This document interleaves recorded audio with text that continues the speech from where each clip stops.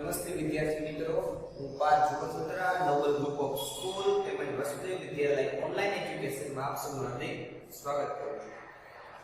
ગયા વિડિયોમાં આપણે chapter number 5 સજીવના પાયાનો કોષ, બરાબર, જેમાં આપણે કોષ શેનો બનેલો છે તેની ચર્ચા કરી, તેમજ કોષરસ પટલ વિશે માહિતી મેળવી, જેમાં આપણે પ્રસરણ અને આશ્રુતિ બે શબ્દ વિશે માહિતગાર થયા હતા.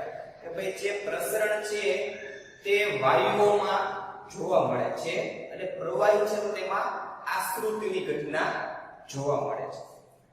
તો એ જે બંને શબ્દ છે આશ્રુતિ અને પ્રસરણ, તમે સમજી લેજો કે ભાઈ આશ્રુતિ છે તે દ્રાવણ અને પ્રવાહી માટે જોવા મળે છે. તો આજનો જે આપણો ટોપિક છે તે છે સાંદ્રતાના આધારે દ્રાવણના પ્રકાર. કે ભાઈ કયું દ્રાવણ કેટલું સાંદ્ર છે, બરાબર, તેના આધારે આપણે દ્રાવણના 3 પ્રકાર પાડીશું. બરાબર, જેમ સાંદ્રતા બદલશે તેમ દ્રાવણનો પ્રકાર પણ બદલશે. તો આશ્રુતિ જો તમને ક્લિયર હશે કે આશ્રુતિ કોને કહેવાય તો તમે સરળતાથી સમજી શકશો. તો આજે આપણે વાત કરીશું સાંદ્રતાના આધારે દ્રાવણના પ્રકારમાં. પહેલો પ્રકાર છે અધો સાંદ્ર દ્રાવણ. શું નામ છે? અધો સાંદ્ર દ્રાવણ, જેનું ઇંગ્લિશમાં નામ છે હાઇપોટોનિક દ્રાવણ. બરાબર, હાઇપોટોનિક દ્રાવણ ખાસ યાદ રાખજો. બંનેમાંથી તમને કોઈ પણ ક્વેશ્ચન પૂછાઈ શકે. તમને એમ પૂછે કે ભાઈ ચલો હાઇપોટોનિક દ્રાવણ સમજાવો અથવા અધો સાંદ્ર દ્રાવણ સમજાવો. બરાબર, બંને તરીકે પૂછી શકે છે, બંને નામ યાદ રાખવાના રહેશે. તો જોઈએ, જ્યારે કોષની ફરતે પાણીનું માધ્યમ વધુ હોય, આમાં આપણે વાત કરીએ કે ચલો આપણે કોઈ દ્રાવણ લીધું છે, મીન્સ કે ચલો પાણી છે એમાં આપણે કોષ મૂક્યો છે. પાણીની અંદર આપણે શું મૂક્યો? કોષ. તો જે કોષ છે તેની ફરતે, જ્યારે કોષની ફરતે પાણીનું માધ્યમ કેવું હોય? વધુ હોય. જે કોષ હતો તેની ફરતે આપણે શું મૂક્યું? પાણી. પણ તેનું માધ્યમ કેવું છે? વધારે. એટલે કે પાણીની સાંદ્રતા વધારે, કોષની સાંદ્રતા ઓછી. બરાબર, અંદરની તરફ પાણીનું માધ્યમ કેવું હોય? ઓછું. બરાબર, એટલે કે કોષની અંદર છે, બરાબર, તેની સાંદ્રતા કેવી હશે? ઓછી. કોષની સાંદ્રતા ઓછી, પાણીની સાંદ્રતા વધારે. તો આશ્રુતિ માટેનો નિયમ એવો છે કે વધારે સાંદ્ર હોય ત્યારે કઈ બાજુ જશે? ઓછા સાંદ્ર. બરાબર, વધારે સાંદ્રતા ધરાવતું હશે તેનાથી કોની બાજુ જશે? જે ઓછું સાંદ્ર હશે તેની બાજુ. બંને કેવા થશે? એક સરખા, એટલે સમાન થશે. તો આમાં આપણે શું વાત યાદ રાખવાનું કે પાણીની સાંદ્રતા કેવી છે? વધારે, અને કોષની કેવી છે? ઓછી. તો વધારેથી કઈ બાજુ જશે? ઓછા બાજુ. તો પાણી વધારે છે ને કોષ ઓછો છે, તો પાણી કોના બાજુ જશે? કોષ બાજુ. બરાબર, પાણી છે તે કોની અંદર જશે? કોષની અંદર. તો કોષ શું થશે? ફૂલાશે. બરાબર, જોઈએ તો આપણે શું કીધું કે બહારની તરફનું પાણી હતું ક્યાં ગયું? અંદર. એટલે કે બહારથી ક્યાં ગયું? અંદર. કોષ શું થયો? ફૂલાશે. બરાબર, તો ખાસ એટલું યાદ રાખવાનું કે જેની સાંદ્રતા વધારે હશે, બરાબર, તે ઓછી સાંદ્રતા તરફ ગતિ કરશે. પાણીની સાંદ્રતા વધારે હતી, કોષની સાંદ્રતા ઓછી હતી, તો પાણી છે તે કોષની અંદર પ્રવેશશે અને કોષ ફૂલાશે. બરાબર, આના માટે તમને પ્રવૃત્તિ આપી છે તે આપણે સમજીશું પછી, એટલે તમને વધારે આઈડિયા આવી જશે. હવે વાત કરીએ સમસાંદ્ર દ્રાવણ અથવા આઇસોટોનિક દ્રાવણ. સમસાંદ્ર એટલે કે જેની સાંદ્રતા કેવી હોય? એક સમાન.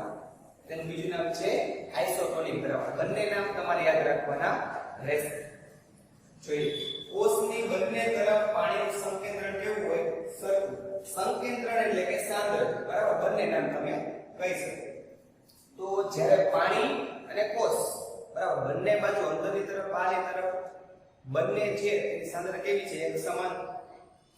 તો શું થશે? બે સિચ્યુએશન થશે કે બે વસ્તુ થઈ શકે. કા છે જેટલું પાણી કોષની અંદર જશે તેટલું જ કોષમાંથી શું આવશે? બહાર આવશે.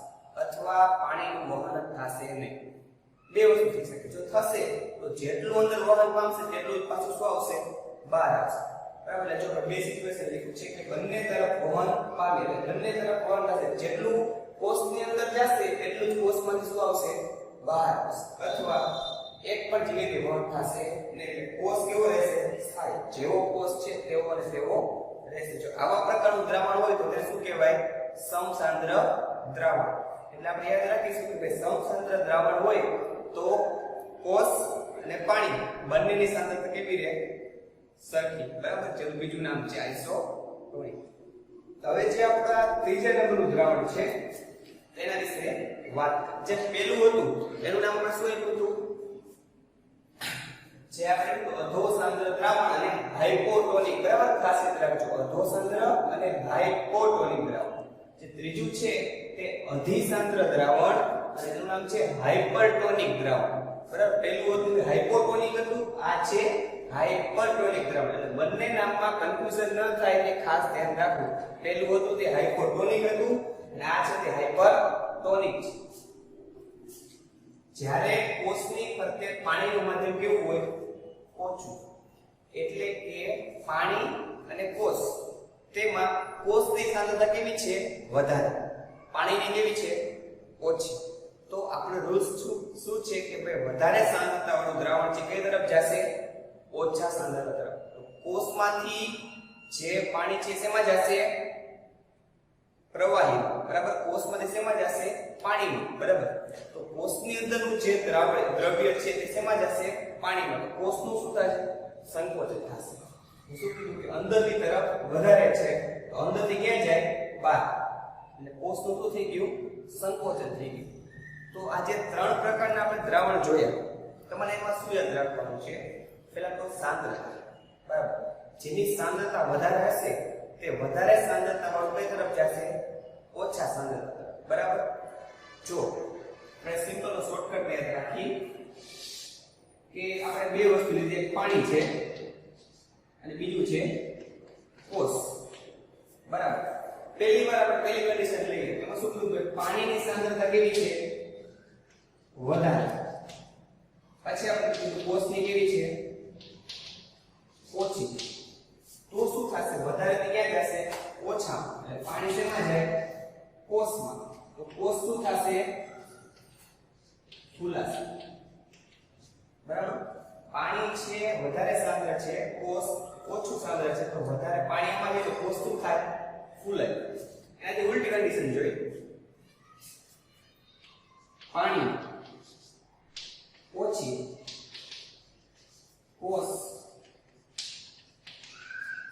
વધારે તો આપણે ખબર વધારે તો ક્યાં જાય ઓછામાં આમાંથી શેમાં જશે પાણીમાં તો કોષ શું થશે સંકોચન પામશે આ બે કન્ડિશન તમે યાદ રાખી લેશો સમજી જશે કે જેની સાંદ્રતા વધારે બરાબર તેમાં વધારેથી ઓછી સાંદ્રતા તરફ જશે પાણીની સાંદ્રતા વધારે હશે કોષની ઓછી હશે તો કોષ ફૂલાશે કોષની વધારે હશે અને પાણીની ઓછી હશે તો કોષમાંથી પ્રવાહી કેમાં જશે પાણીમાં અને કોષનું થશે સંકોચન બરાબર પહેલું આપણે જે વાત કરી હતી તે હતું અધોસાંદ્ર દ્રાવણ જેને કહેવાય હાઇપોટોનિક દ્રાવણ અને આ છે હાઇપરટોનિક દ્રાવણ અને જે સમસાંદ્ર છે તો તેમાં તો ઇક્વલ છે બે સાંદ્રતા કેવી છે સરખી જેટલું વહન થાય બરાબર એટલું જ કોષમાંથી પાણીમાં જશે એટલું જ પાણીમાંથી કોષમાં જશે તો જે આકૃતિનો મહત્વનો ક્વેશ્ચન છે ચેપ્ટરનો ખાસ સમજી અને પાકો કરવાનો રહેશે ખૂબ અગત્યનો પ્રશ્ન છે જો ન સમજાય તો વિડિયો બે વાર તમારે નિરાંતે જોજો બરાબર ખાસ સમજી અને લખીને પાકો કરવાનું રહેશે થેન્ક યુ